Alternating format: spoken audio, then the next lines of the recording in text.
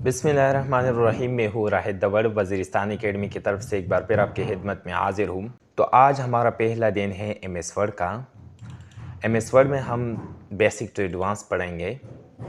तो आपका टाइम बाहर वेस्ट किए हुए चलते हैं टॉपिक की तरफ। जैसे कि आप देख सकते हो यहाँ पर व्यूअर्स के इस तरह का इंटरफेस है। सबसे पहले हम इसके एमएस वर्ड को थ्योरेटिकली कवर करना इंशाल्लाह कवर करेंगे थ्योरेटिकली कि इसमें थ्योरी क्या है। सबसे पहले आप देख सकते हो हेडिंग पर यानी टॉप पर क्या लिखा है, डॉक्यूमेंट 1 यानी वर्ड। ये इस जगह को हम क्या कहते हैं, इस जगह को हम टाइटल बार कहते हैं। क्या कहते हैं? Title bar. अगर इस फाइल को आप सेव करके किसी दूसरे नाम पर सेव करते हो तो यहाँ पर डॉक्यूमेंट 1 के जगह वो नाम आता है जो आप जिस नाम से आप इस फाइल को सेव करते हो। लेकिन ये इस फाइल को मैंने सेव अभी तक नहीं किया है, तो इसलिए ये डॉक्यूमेंट 1 लिखा है यहाँ पर। इसके बाद ये है क्विक एक्सेस टूल बार, जहाँ पर मुख्तलिफ़ किस्म के टूल्स पड़े हैं, ये है। और इसके बाद ये file home, insert, design, page layout, reference, mailing, review, view, इसे हम टैब कहते हैं। टैब्स जनरली हमसे पूछा जा सकता है टेस्ट में कि how many tabs are there in MS Word. तो आपने क्या कहना है? आपने कहना 9 टैब्स। 2007 जो एमएस वर्ड है उसमें क्या है, उसमें 8 टैब्स है, यहाँ पर 9 है। अब इसके बाद जो है फॉर एग्ज़ाम्पल ये होम में इस तरह के टूल पड़े हैं, बोल्ड, इटालिक, और इंसर्ट में अगर जाए तो ये पिक्चर वगैरह पड़े हैं। तो इसे हम क्या कहते हैं? कंप्यूटर के इस्तिलाह में इसे हम ग्रुप्स कहते हैं। ये क्लिपबोर्ड का ग्रुप है, ये फ़ॉन्ट का ग्रुप है, यहाँ पर आप देख सकते हो व्यूअर्स। और ये जो है पैराग्राफ का ग्रुप है, मुख्तलिफ़ किस्म के ग्रुप है हर एक टैब में। अगर आप पेज लेआउट में देखिए, यहाँ पर पेज सेटअप का ग्रुप है, ये पैराग्राफ का ग्रुप है, और ये रेंज का वगैरह वगैरह।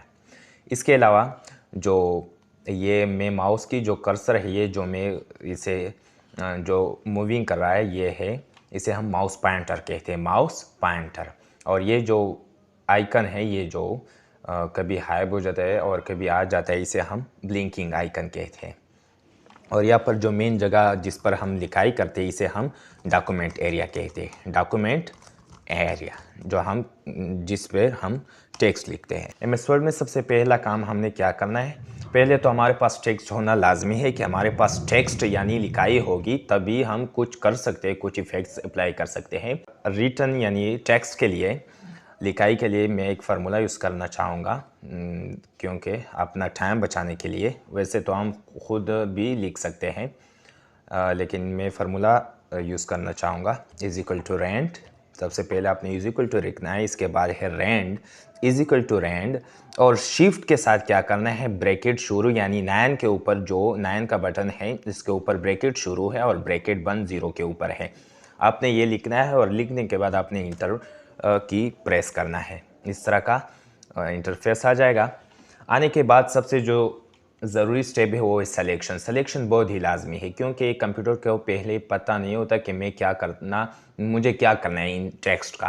आपने बताना होता है कि मैं जो ये इफ़ेक्ट्स अप्लाई कर रहा हूँ, ये इस टेक्स्ट पर अप्लाई कर रहा हूँ, या फिर इस पर, या फिर सारे पर अप्लाई करना चाहूँगा। तो फिर ये आप पर है, आपने सिलेक्शन लाजमी करनी है। अगर आप इस पर अप्लाई करना चाहो तो इसकी सिलेक्शन करनी है। अगर सारे पर सारी टेक्स्ट पर अप्लाई करना चाहते हो तो फिर आपने सारे पर अप्लाई करना होगा। तो इसके लिए मैंने क्या करना है, सारे टेक्स्ट को सेलेक्ट करने के लिए कीबोर्ड से कंट्रोल को प्रेस करके ए को प्रेस करना है, कंट्रोल ए।